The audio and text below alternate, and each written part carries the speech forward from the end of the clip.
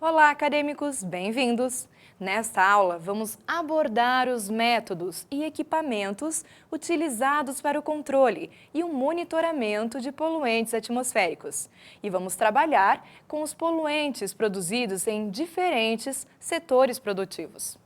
Bem, a grande maioria dos processos industriais de qualquer setor produtivo traz algum tipo de consequência negativa ao meio ambiente. Isso porque, para que seja possível uma produção em escala industrial, é necessário que haja transformação de matérias-primas em produtos. Esse processo de transformação influencia diretamente no equilíbrio dos recursos naturais utilizados e no ambiente no qual eles estão inseridos. Uma das consequências é a alteração de ciclos físico-químicos e biológicos, que afetam diretamente a qualidade de vida de toda a população. Com o aumento da demanda de consumo de bens e serviços em todo o mundo, é esperado que os processos industriais também sejam intensificados para atender às necessidades da sociedade. E assim, da mesma forma, os impactos negativos causados pelo aumento da produção são igualmente esperados. Não se pode impedir o avanço do desenvolvimento. Entretanto, é importante que os processos que visem minimizar os efeitos danosos causados pela poluição também sejam impulsionados.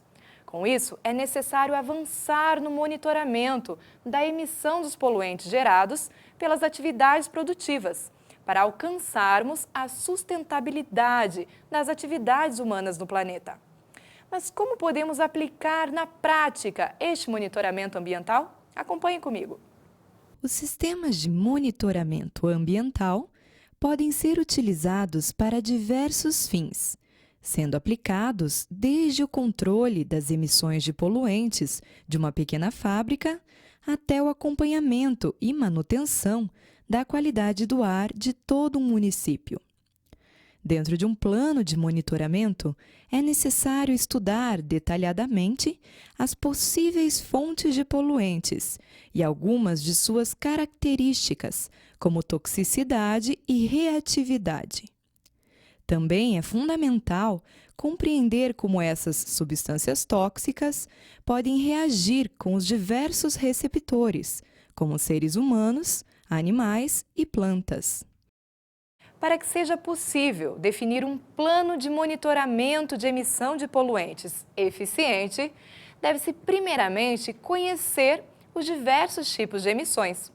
Algumas das principais são as emissões ligadas ao processo, como aquelas provenientes das chaminés industriais, emissões por descontrole do processo, podendo ser previstas ou não, como no caso de abertura de válvulas de pressão, emissões por falhas de tubulações e equipamentos e emissões por erros operacionais. Bem, dentro de um plano de monitoramento, é importante definir valores máximos de emissão de poluentes no ar, os chamados padrões de emissões atmosféricas. Vamos ver. Os padrões de emissões atmosféricas são definidos como os valores máximos permitidos para lançamento na atmosfera pelas diversas fontes poluidoras. Diferentemente dos padrões de qualidade do ar, que são limitados por valores fixos, os padrões de emissões são específicos, dependendo da atividade industrial realizada e dos poluentes produzidos. Existem diferentes métodos e equipamentos para a realização do monitoramento de material particulado e de gases tóxicos na atmosfera. Mas como saber qual é o método e o equipamento mais adequado? Bem, isso vai variar de acordo com as exigências legais e também devido às características específicas de cada poluente, além, é claro, das diferenças técnicas dos equipamentos. Assim, alguns dos principais equipamentos utilizados são os amostradores passivos, os amostradores ativos, os analisadores automáticos, os equipamentos do tipo sensores remotos e os bioindicadores. Vamos começar vendo um pouco mais sobre os amostradores passivos. Veja só. O amostrador passivo é um equipamento formado por um tubo e um disco amostrador.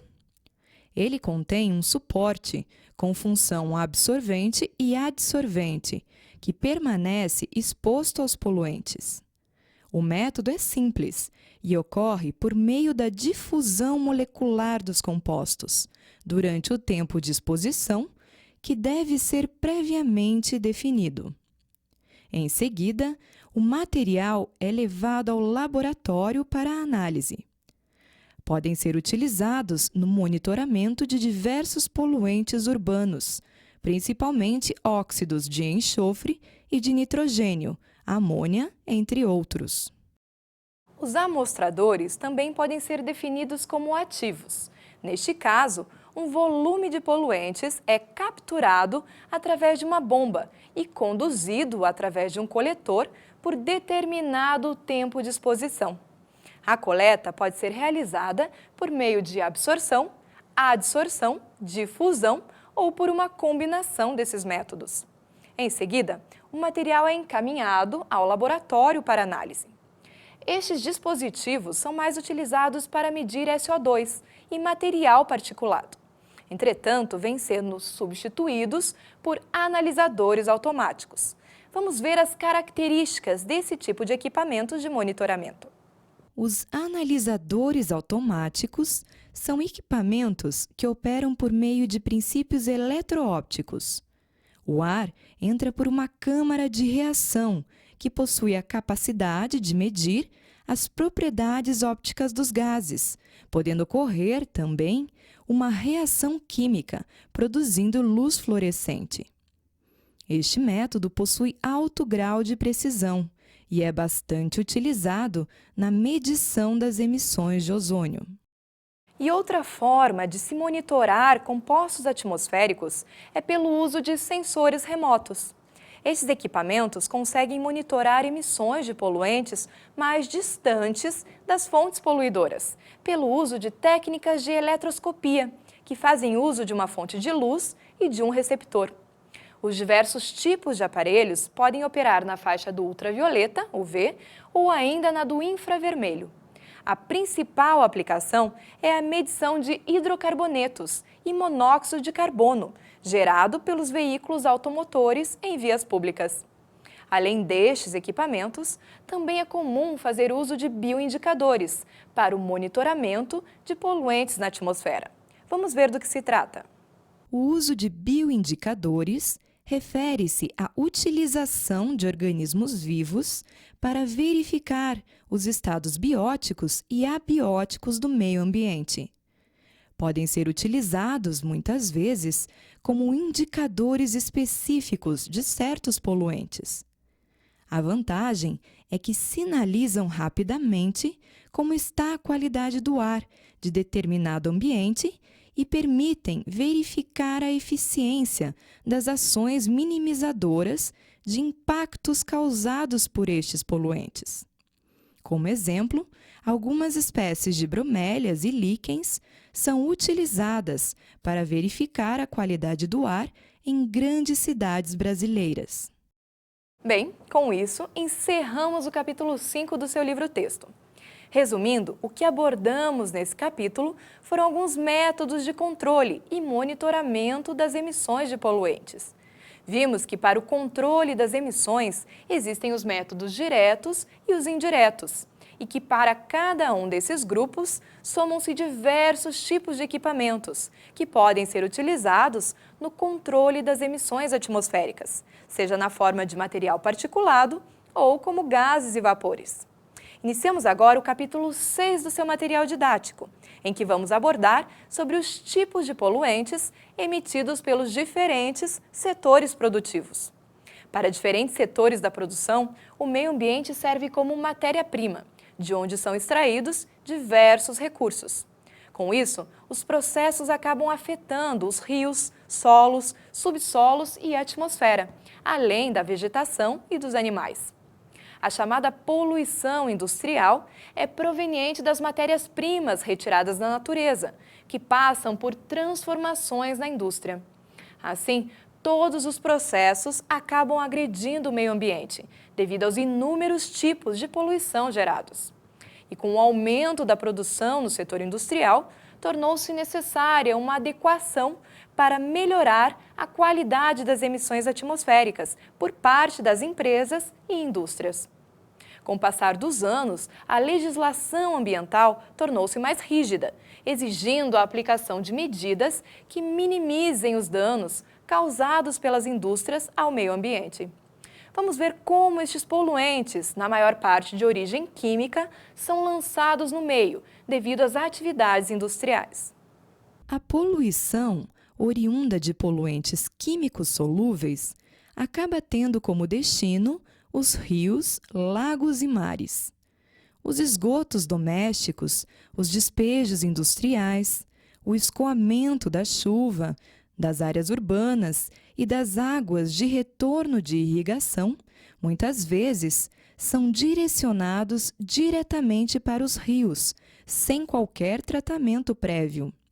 O problema torna-se ainda maior devido aos esgotos domésticos conterem produtos químicos de limpeza e os efluentes das indústrias apresentarem, muitas vezes, fertilizantes e defensivos agrícolas, que contêm grandes concentrações de hidrogênio, nitrogênio e fósforo. Esses agentes químicos afetam diretamente as plantas aquáticas, que se multiplicam mais rapidamente, diminuindo, assim, a quantidade de oxigênio dissolvido na água.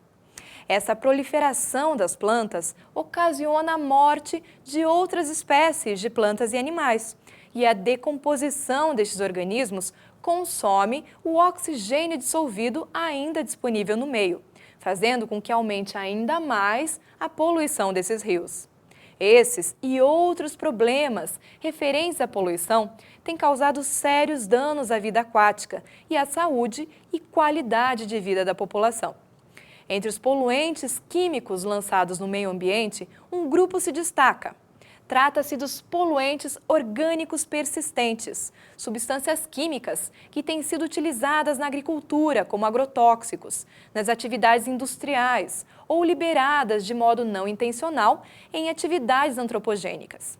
São compostos não facilmente degradáveis, capazes de serem transportados por longas distâncias e de diversas formas, seja pela água, através do solo ou até mesmo acumulados em tecidos gordurosos de organismos vivos, causando assim enormes problemas ao meio ambiente e à saúde humana. Bem, pessoal, ficamos por aqui, mas em breve voltaremos a discutir este e outros assuntos relacionados ao controle e ao gerenciamento da poluição sonora e do ar. Fiquem ligados e ótimos estudos!